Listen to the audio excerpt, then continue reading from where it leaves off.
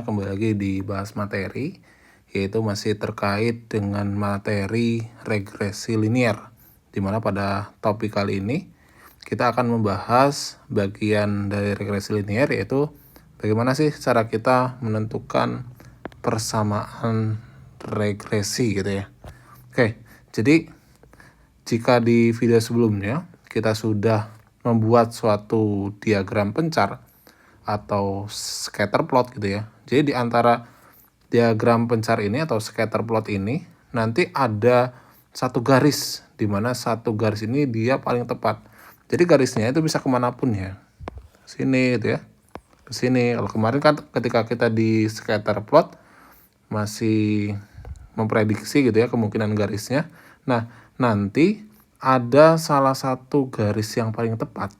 Nah, garis yang paling tepat itu namanya adalah garis regresi, atau biasa juga disebut dengan garis best fit gitu ya. Yaitu adalah garis yang paling tepat untuk menggambarkan hubungan antara dua variabel, di mana nanti untuk persamaan garisnya memiliki persamaan y topi. Jadi ini membacanya y topi sama dengan bx plus a, di mana y topi sendiri itu merupakan nilai variabel dependent yang diprediksi, kemudian x itu adalah nilai variabel independent, kemudian b itu adalah koefisien regresi, dan a-nya adalah konstanta. Nah, pertanyaannya, bagaimana cara kita menentukan persamaan garis regresi ini? Jadi, untuk menentukan garis regresi, kita akan menggunakan suatu metode, yaitu metode kuadrat terkecil. Nah, metode kuadrat terkecil adalah metode yang meminimalkan jumlah kuadrat residu. Nah, residu sendiri itu adalah jarak vertikal antara titik-titik data dan juga garis regresi. Residu itu disimbolkan dengan epsilon, ya, dimana untuk y sendiri ini adalah variabel dependen yang diamati, sedangkan y aksen itu adalah nilai variabel dependen yang diprediksi.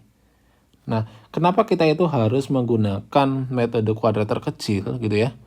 Jadi kalau kita perhatikan di sini titik-titik ya pada diagram pencar yang kemarin kita sudah buat itu kan banyak titiknya. Nah, jadi titik-titik tersebut kemudian kita cari tuh persamaan garis yang benar-benar mewakili gitu ya. Mewakili dari semua titik yang ada. Gitu. Nah, kemudian berikutnya ini adalah metode kuadrat terkecil. Dari titik-titik tadi yang tersedia kita kuadratkan saja. Ya, kita kuadratkan untuk residunya, di mana residunya itu adalah jarak setiap y dengan y topi, sehingga nanti diperoleh untuk rumus persamaan garis regresinya ya, kita menghasilkan y topi sama dengan ini ya, ini adalah rata-rata dari y, kemudian sama dengan SXY. SXY itu adalah kovarian dari XY. Kemudian dibagi dengan SX kuadrat. Itu adalah standar deviasi dari X. Kemudian dikali dengan X min X bar gitu ya. Nah, ini cara yang pertama. Kemudian ada cara yang kedua untuk menentukan persamaan regresi. Apa itu? Jadi cara kedua itu adalah pengembangan dari yang tadi dengan menggunakan rumus jumlah kuadrat selisih. Itu diperoleh rumus yang baru. Rumus yang barunya itu adalah ini. Tapi sebelum ke sini, tadi kan di depan disebutkan bahwa di sini ada SXY dan SX gitu ya. Nah, SXY sendiri itu ada rumusnya. Di mana untuk SXY kita bisa menggunakan gitu ya. Kalau di sini kalau kita perhatikan dia adalah sigma dari X dikurangi dengan rata-rata dari X dikalikan dengan Y dikurangi dengan rata-rata dari Y, kemudian dibagi dengan banyaknya data. Atau SXY itu bisa dicari dengan cara yang kedua nih. Ya. Di mana kita menggunakan sigma XY dibagi dengan N, kemudian dikurangi dengan rata-rata X dikalikan dengan rata-rata Y. Kemudian untuk SX-nya itu ada dua cara juga. Ya, boleh menggunakan yang depan, boleh juga menggunakan yang belakang.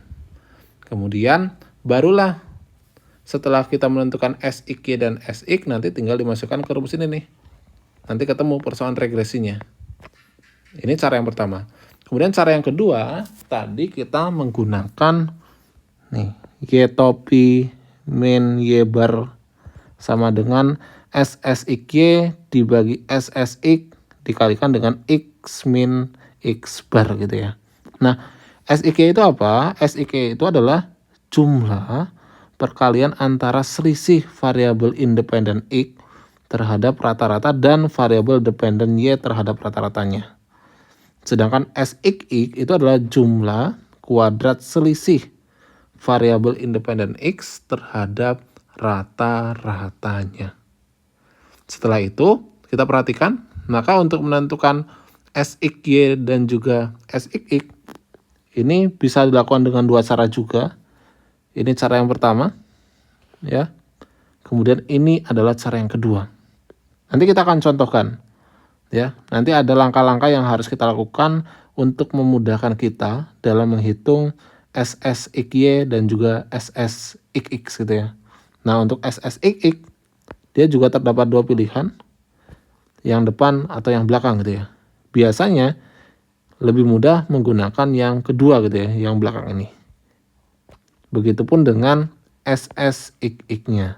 Ini adalah cara yang kedua. Kemudian cara yang ketiga atau terakhir, kita bisa langsung menentukan A dan B-nya. Ya, tadi kan persamaan regresinya kita tahu bahwa Y topi itu dia sama dengan BX ditambah dengan A, ya. Jadi tugas kita adalah menentukan berapa sih nilai B dan A-nya. Itu bisa dicari dengan menggunakan ini. Ini untuk mencari A-nya, ini untuk mencari B-nya. Jadi A dan B-nya dia langsung ketemu. Setelah ketemu, nanti tinggal disubstitusikan saja dia ke dalam persamaan regresinya. Oke, sekarang kita akan coba contohkan, dan contoh ini akan kita bahas di video yang berbeda. Kemudian kalau kalian sudah memahami contoh yang diberikan, silahkan ini bisa dicari kira-kira persamaan regresinya itu apa. Kemudian untuk caranya itu boleh memilih dengan menggunakan cara 1, cara 2 maupun cara 3. Dan ini adalah ayo berlatih yang berikutnya gitu ya. Jadi ada 5 yang harus dicoba, dan kita akan coba contohkan terlebih dahulu menggunakan ketiga cara tersebut. Oke, semoga video penjelasan terkait dengan bagaimana cara menentukan persamaan regresi ini bermanfaat. Silakan jika ada pertanyaan terkait dengan regresi bisa dituliskan di kolom komentar, dan terima kasih.